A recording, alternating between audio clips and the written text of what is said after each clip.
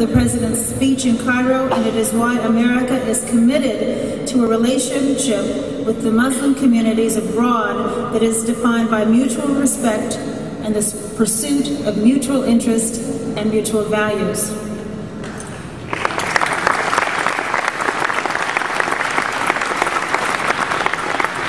One of the most important ways that we can advance those values is in our own lives is through service.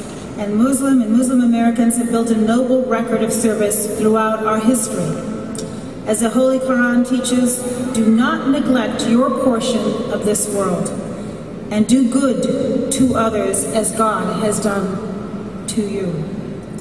In addition to the call to service, the Quran also talks about the respected role of women in Muslim society.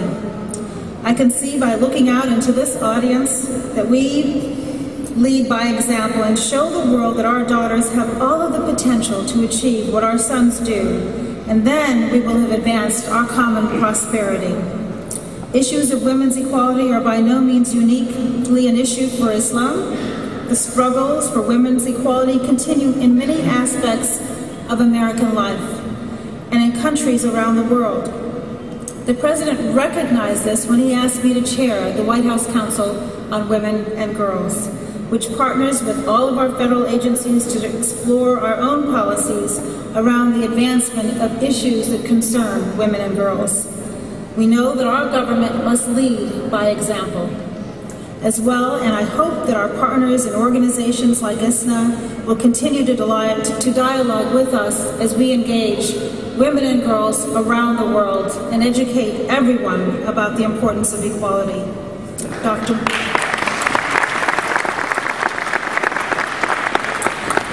Madsen and Vice President Majid, I invite you to work with us in the Council. I learned as we were coming in here about the great work that you guys are doing addressing the issue of domestic violence. That's one of many issues that the White House Council intends to address. President Obama recently issued another call to service, and it's one that I hope you will take to heart and respond. Already we've seen communities launch service projects and websites that are dedicated to mobilizing the strength of their communities to serve those in need in neighborhoods all across the country. And I was delighted to hear Dahlia mention it in her remarks. Everyone can serve, and I encourage you to visit our White House website, www.serve.gov, to both find and post opportunities for community service. The spirit of getting out and tackling the problems we face exemplifies another important message that President Obama delivered while he was in Cairo, that ultimately we will be judged not by words alone, but of course by our actions. As he noted, we've made good progress in a number of important policy areas. For example, we have begun the closing of Guantanamo Bay, and we no longer torture.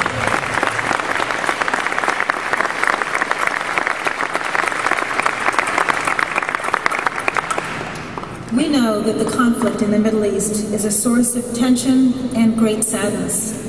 That is why the President is personally committed to working with stakeholders in the Middle East to achieve a just and sustainable solution.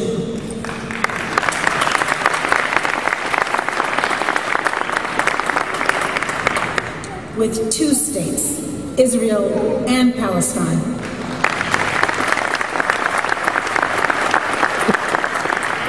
Who it is our deepest wish will live side by side in peace and in security.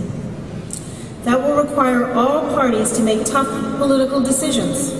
You've heard the President discuss his concerns regarding the settlements, but it is not just the settlements.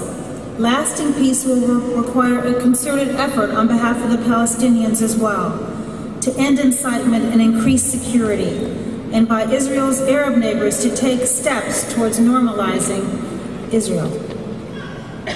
We are making progress, but America's relationship with the Muslim community cannot be judged purely by progress in the Middle East peace, just as it will not be defined only by opposition to violent extremism.